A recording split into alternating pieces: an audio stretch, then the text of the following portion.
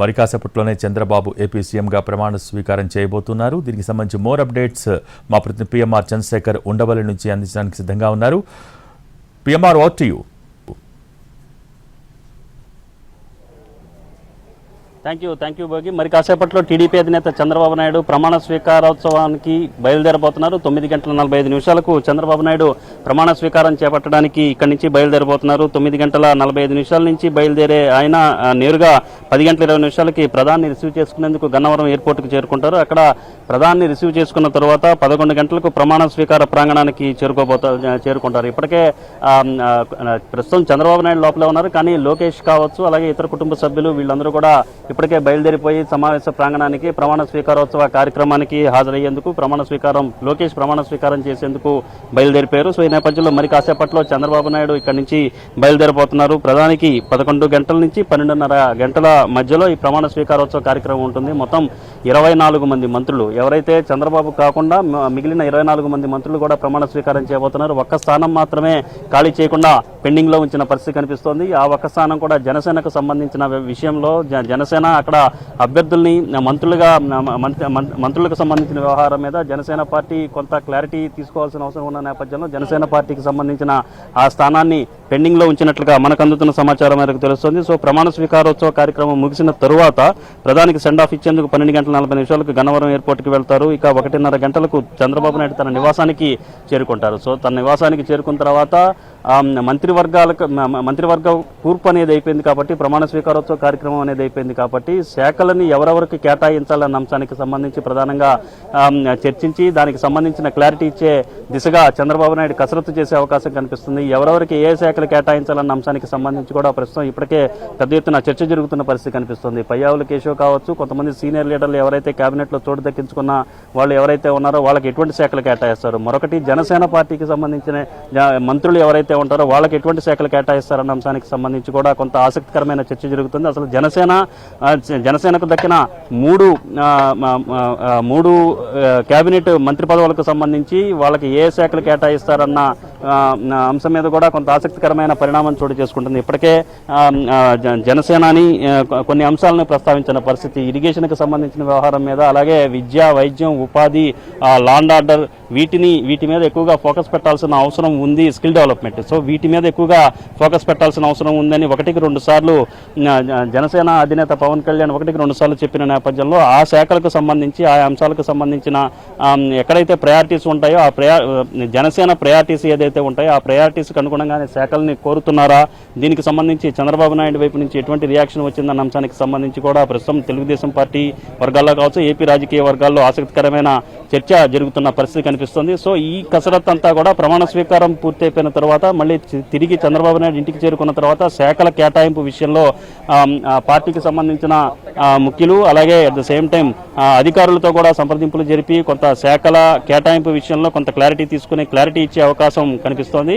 So మొత్తం మీద ఈ శాఖల కూర్పుకు సంబంధించి కావచ్చు, అలాగే మంత్రివర్గ కూర్పుకు సంబంధించి కూడా అన్ని రకాల జాగ్రత్తలు, పాత కొత్త కలయిక, అట్ ద సేమ్ టైం జూనియర్లు సీనియర్లు ఈ కాంబినేషన్ కూడా చూసుకున్నారు. అలాగే దీంతో పాటుగా వివిధ సామాజిక వర్గాలకు సంబంధించిన వ్యవహారాన్ని కూడా పరిగణలోకి తీసుకున్న పరిస్థితి, వాటిని కూడా బేరీజు వేసుకుని పూర్తి స్థాయిలో అన్ని రకాల జాగ్రత్తలు తీసుకున్న తర్వాత సామాజిక సమీకరణాలు ఏ విధంగా ఏమాత్రం దెబ్బతినకుండా ఉండే విధంగా చూసుకుంటూనే ఈ మంత్రివర్గ కూర్పు జరిగింది అన్న అభిప్రాయం అయితే తెలుగుదేశం పార్టీ వర్గాల్లో వినిపిస్తోంది. ఎస్సీ మాల నియోజకవర్గం నుంచి డోలాబాల వీరాంజనేయ స్వామి ఆయనకి చోటు దక్కింది. అలాగే ఎస్సీ మాదిగ సామాజిక వర్గం నుంచి అనితకు, ఎస్టీ సామాజిక వర్గం నుంచి గుమ్మడి సంజారాణి, ముస్లిం మైనారిటీ నుంచి ఎన్ఎండి ఫరూక్, ఆర్యవైశ్య సామాజిక వర్గానికి సంబంధించి కర్నూలు అర్బన్ నుంచి పోటీ చేసి గెలిచిన టీజీ భరత్కు, అలాగే రెడ్డి సామాజిక వర్గం నుంచి ఆనం రామనారాయణ రెడ్డి, బీసీ జనార్దన్ రెడ్డి, రాయచోటి నుంచి గెలుపొంది అక్కడ తెలుగుదేశం పార్టీకి అక్కడ గెలుపు అనేది అసాధ్యం అనుకుంటున్న సమయంలో దాన్ని సుసాధ్యం చేసిన మండిపల్లి రాంప్రసాద్ రెడ్డి, ఆయనకు కూడా కేబినెట్లో చోటు దక్కిన పరిస్థితి కనిపిస్తుంది. కాపు సామాజిక వర్గం నుంచి పవన్ కళ్యాణ్, నిమ్మల రామానాయుడు, కందుల దుర్గేష్, అలాగే బలిజ సామాజిక వర్గం నుంచి పార్టీ సీనియర్ నేత నారాయణ, అలాగే కమ్మ సామాజిక వర్గం నుంచి లోకేష్, అలాగే నాదెండ్ల మనోహర్, పయ్యావుల, గొట్టిపాటి, సో ఇటువంటి వాళ్ళందరికీ కూడా ప్రధానంగా ఈ కూర్పులో బీసీలకు ఎక్కువ స్థానాలు, ఎక్కువ సంఖ్యలు, ఎక్కువ బెర్తులు కేటాయించిన పరిస్థితి కనిపిస్తోంది. మొత్తం కేబినెట్ లో 8 స్థానాలను బీసీలకు కేటాయించడం ద్వారా బీసీలు తెలుగుదేశం పార్టీకి బ్యాక్ బోన్ గా ఉంటారన్న ఏదైతే వాదన ఉందో, ఏదైతే అభిప్రాయం ఉందో దాన్ని నిజం చేసే దిశగానే ఈ కూర్పు చేసిన పరిస్థితి కనిపిస్తుంది. మొత్తం 8 మంది బీసీలకు కేబినెట్ లో చోటు కల్పించారు. దీంట్లో భాగంగా చూస్తే యాదవ్ సామాజిక వర్గానికి పెద్దపీట వేసిన పరిస్థితి.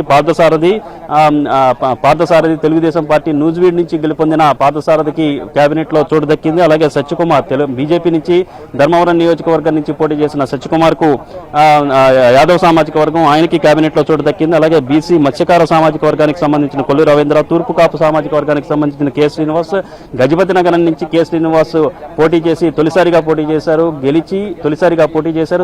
గెలిచారు. At the same time cabinet లో కూడా చోటు దక్కించుకున్నారు. సో ఈ తరహా తొలిసారిగా పోటీ చేసి గెలిచి కేబినెట్ లో చోటు దక్కించుకున్న వారు సుమారు ఆరుగురు ఉంటారు. అలాగే కొప్పుల వలమ సామాజిక వర్గం నుంచి అచ్చెన్నాయుడు తెలుగుదేశం పార్టీ ఏపీ అధ్యక్షునిగా ఆయన కొనసాగుతున్నారు. అలాగే గౌడ సామాజిక వర్గం నుంచి అనగాని సత్యప్రసాద్, అలాగే శెట్టిబలజ సామాజిక వర్గం నుంచి వాసంశెట్టి సుభాష్ పేరు, ఈయన రామచంద్రాపురం నియోజకవర్గం నుంచి ప్రాతినిధ్యం వహిస్తున్నారు. అలాగే పెనుగొండ నియోజకవర్గం నుంచి ప్రాతినిధ్యం వహిస్తున్న పురబ సామాజిక వర్గానికి సంబంధించిన సవితకు కేబినెట్ లో చోటు దక్కిన పరిస్థితి కనిపిస్తోంది. సో ఈ రకమైన కాంబినేషన్ మరి ముగ్గురు మహిళలకు, అలాగే ఎస్సీ ఎస్టీ మైనారిటీ, కమ్మ, రెడ్డి, కాపు, సో ఇటువంటి ఆర్యవైశ్య, సో ఇటువంటి జాగ్రత్తలన్నీ తీసుకుని కూర్పు గతంలో 2014లో శాఖల కేటాయింపు విషయంలో కావచ్చు, అలాగే సామాజిక సమీకరణాలు పూర్తి స్థాయిలో చేయకుండా కేబినెట్ ఏర్పాటు చేశారన్న విమర్శలు వచ్చిన నేపథ్యంలో ఈసారి ఎక్కువ సంఖ్యలోనే 164 మంది అభ్యర్థులు ఎమ్మెల్యేలుగా రావడంతో సో అటువంటి ఇబ్బంది లేకుండా అన్ని వర్గాలను సాటిస్ఫై చేసే విధంగా కూడా ఈ కూర్పు జరిగినట్లుగానే జరిగినట్లుగా కనిపిస్తోంది. అలాగే తొలిసారి కేబినెట్ లోకి వచ్చే వాళ్ళ విషయానికి వచ్చేసరికి పవన్ కళ్యాణ్ తొలిసారిగా కేబినెట్ లో వస్తున్నారు. అది మొత్తం 24 మంది, చంద్రబాబు కాకుండా మొత్తం 24 మంది ప్రమాణ స్వీకారం చేయబోతున్నారు. కేబినెట్ లో బెర్తులు దక్కించుకున్నారు. ఈ 24 మందిలో 17 మంది కొత్త ముఖాలు కేబినెట్ లోకి వస్తున్న పరిస్థితి చూస్తా ఉంటే ఇది ఒక విధంగా సంచలనాత్మకమైన నిర్ణయం, సంచలనాత్మకమైన కూర్పుగానే కనిపిస్తుందని చెప్పొచ్చు భోగి. ఇందులో భాగంగా పవన్ కళ్యాణ్ తొలిసారిగా కేబినెట్ లోకి వస్తున్నారు. వంగలపూడి అనిత, సత్యకుమార్ యాదవ్, నిమ్మల రామానాయుడు, పయ్యావుల కేశవ్, అనగాని సత్యప్రసాద్, డోలాబాల వీరాంజనేయ స్వామి, గొట్టిపాటి రవి, కందుల దుర్గేష్, గుమ్మడి సంజయరాణి, బీసీ జనార్దన్ రెడ్డి, టీజీ భరత్, అలాగే సవితమ్మ, వాసంశెట్టి సుభాష్, కొండపల్లి శ్రీనివాస్, మండిపల్లి రాంప్రసాద్, నాదెండ్ల మనోహర్. వీళ్లలో కొంతమంది సీనియర్ నేతలు ఉన్నప్పటికీ ఇప్పటి వరకు వాళ్ళకి పయ్యావుల కేశవ్ కావచ్చు, నాదెండ్ల మనోహర్ కావచ్చు, నిమ్మల రామానాయుడు కావచ్చు, సో ఇటువంటి వాళ్ళందరూ కూడా అక్కడ కొంత పార్టీలో కావచ్చు, రాజకీయాల్లో కావచ్చు సీనియర్ నేతలుగా కొనసాగుతున్న ఇప్పటి వరకు వాళ్ళకి మంత్రి పదవులు మంత్రులుగా పనిచేసే అవకాశం దక్కలేదు. సో అటువంటి వాళ్ళకి ఈసారి మంత్రి పదవి దక్కింది. ప్రధానంగా పయ్యావుల కేశవ్ విషయానికి వచ్చేసరికి పయ్యావుల కేశవ్ తన నియోజకవర్గంలో గెలిస్తే ఆ పార్టీ తెలుగుదేశం పార్టీ అధికారం కోల్పోయేది. అలాగే టీడీపీ అధికారంలోకి వస్తే పయ్యావుల కేశవ్ ఓడిపోయేవారు. సో ఈ నేపథ్యంలో ఆయనకి మంత్రి పదవి ఇప్పటి వరకు అందరి ద్రాక్షగానే మిగిలి ఉన్న పరిస్థితి కనిపిస్తుంది. కానీ ఈసారి అటు పయ్యావుల కేశవ్ గెలిచారు, ఇటు తెలుగుదేశం పార్టీ కూడా అధికారంలోకి వచ్చిన పరిస్థితి. 1994 హిస్టరీ అనేది రిపీట్ అయింది. 94లో ఇదే విధంగా అటు పయ్యావుల కేశవ్ గెలిచారు, ఇటు టీడీపీ అధికారంలోకి వచ్చింది.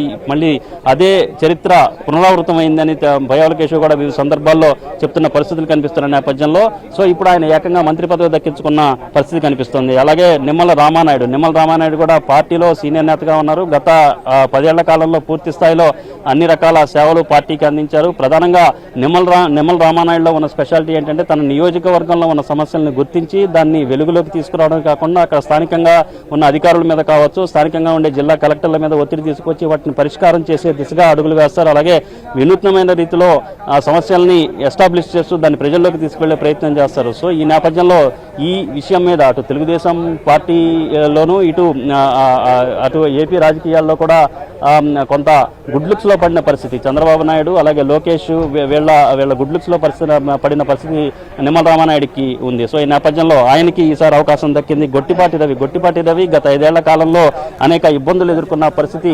జగన్మోహన్ రెడ్డి ప్రభుత్వంలో చాలా ఇబ్బందులు ఎదుర్కొన్నారు. తనకు సంబంధించిన తనకి కేటాయించిన గనులు ఏదైతే ఉన్నాయో ఆ గనులకు సంబంధించిన వ్యాపారంలో అనేక ఒడిదుడుకులు ఇబ్బందులు ఎదుర్కొన్న పరిస్థితి చాలా స్పష్టంగా గొట్టిపాటి రవి ఎదుర్కొన్నారు. సో ఇప్పుడు గొట్టిపాటి రవికి ఈ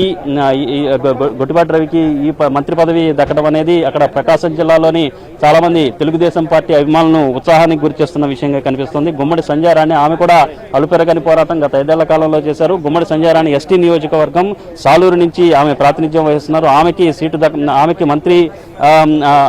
మంత్రి పదవుల్లో కేబినెట్ లో బెర్తు దక్కడం అనేది కూడా కొంత తెలుగుదేశం పార్టీ వర్గాల్లో కావచ్చు, ఆమె అనుచరుల్లో కొంత ఆసక్తిని రేకెత్తిస్తున్న పరిస్థితి కనిపిస్తుంది. సో ఈ నేపథ్యంలో పూర్తి స్థాయిలో అన్ని రకాల జాగ్రత్తలు, అన్ని రకాల సామాజిక సమీకరణాలు బేరీజు వేసుకున్న తర్వాత చంద్రబాబు నాయుడు కావచ్చు, లోకేష్ కావచ్చు ఈ కూర్పు చేసినట్లుగా కనిపిస్తోంది. ప్రధానంగా చూసుకుంటా ఉంటే ఈ కూర్పు విషయంలో లోకేష్ ముద్ర చాలా స్పష్టంగా ఉన్నట్టుగా కనిపిస్తోంది భోగి. సో ఈ నేపథ్యంలో కొత్త వాళ్ళు ఈ స్థాయిలో కేబినెట్లోకి రావడం చూస్తా ఉంటే ఖచ్చితంగా లోకేష్ పాత్ర ఈ కూర్పులో ఉందని చెప్పక తప్పని పరిస్థితి చాలా స్పష్టంగా కనిపిస్తోంది. సో చాలా మంది సీనియర్లు ఎవరైతే ఉన్నారో వాళ్ళలో కొద్దిమంది యనమల రామకృష్ణుడు కావచ్చు, ధూళిపాల నరేంద్ర కావచ్చు, కళా వెంకట్రావు కావచ్చు, ఇటువంటి వాళ్ళందరూ కూడా గత కొంతకాలంగా యువ రక్తం రావాలి, తెలుగుదేశం పార్టీలోకి యంగ్ బ్లడ్, అలాగే కొత్త రక్తం రావాల్సిన అవసరం ఉంది, అలాగే ఫ్రెష్ లుక్ ఉండాల్సిన అవసరం ఉందని ఏదైతే చెప్తున్నారో అది ఆచరణకు ఎంతవరకు సాధ్యమవుతుందన్న అభిప్రాయం కూడా వ్యక్తమైంది. గతంలో చంద్రబాబు నాయుడు ప్రకటించారు. చంద్రబాబు నాయుడు దాదాపు 40% పైగా సీట్లను కావచ్చు, అలాగే మంత్రివర్గంలో చోటు కావచ్చు 40% పైగా కొత్త వాళ్ళకి కల్పిస్తారని చెప్పి చాలా స్పష్టంగా టీడీపీ అధినేత ఒక పాలసీ డెసిషన్ తీసుకున్నారు. పాలసీగా పరంగా ఒక నిర్ణయాన్ని పెట్టుకున్నారు. సో దీనికి అనుగుణంగానే సీట్ల కేటాయింపు అనేది జరిగింది, అభ్యర్థుల కేటాయింపు అనేది జరిగింది. అభ్యర్థులకు సంబంధించిన కసరత్తులో కూడా ప్రధానంగా దానికి సంబంధించిన ప్రయారిటీ, యూత్కి సంబంధించిన ప్రయారిటీ, ఫ్రెష్ లుక్ ఉండే వాళ్ళకి హై ప్రయారిటీ ఇచ్చిన పరిస్థితి, అభ్యర్థుల క్యాండిడేట్స్ ని ఫైనలైజ్ చేసేది అప్పుడు చర్యలు తీసుకున్నారు, జాగ్రత్తలు తీసుకున్నారు. ఇప్పుడు మళ్ళీ కేబినెట్ లో కూడా అదే పందాన్ని చంద్రబాబు నాయుడు, లోకేష్ కొనసాగించినట్టుగా కనిపిస్తోంది. కేబినెట్ లో కూడా మొత్తం 24 మంది చంద్రబాబు కాకుండా 24 మంది మంత్రులుగా ప్రమాణ స్వీకారం చేస్తా ఉంటాయి ఈరోజు. వాళ్ళలో 17 మంది కొత్త వాళ్ళు అంటే అది అది సంచలనాత్మకమైన విషయంగానే తెలుగుదేశం పార్టీ వర్గాలు చాలా స్పష్టంగా చెప్తున్న పరిస్థితి కనిపిస్తుంది. సో ఈ నేపథ్యంలో ఈ కూర్పు విషయంలో మాత్రం తెలుగుదేశం పార్టీ వర్గాల్లో కొంత మంచి ఫీడ్బ్యాక్ వస్తుంది. క్షేత్రస్థాయిలో కూడా ఎవరెవరికైతే వస్తాయో అనుకున్న వాళ్ళకి రాకపోయినప్పటికీ ఫ్రెష్ లుక్ మాత్రం ఉంది అన్న ఫీడ్బ్యాక్ తెలుగుదేశం పార్టీ వర్గాలకు ఉంది అని ఆ పార్టీకి సంబంధించిన నేతలు చాలా స్పష్టం చేస్తున్న పరిస్థితి కనిపిస్తుంది. బగ్గి మరి కాసేపట్లో టీడీపీ అధినేత చంద్రబాబు నాయుడు తన నివాసం నుంచి ప్రమాణ స్వీకారోత్సవ కార్యక్రమానికి బయలుదేరబోతున్నారు. భోగి. Thank you PMR.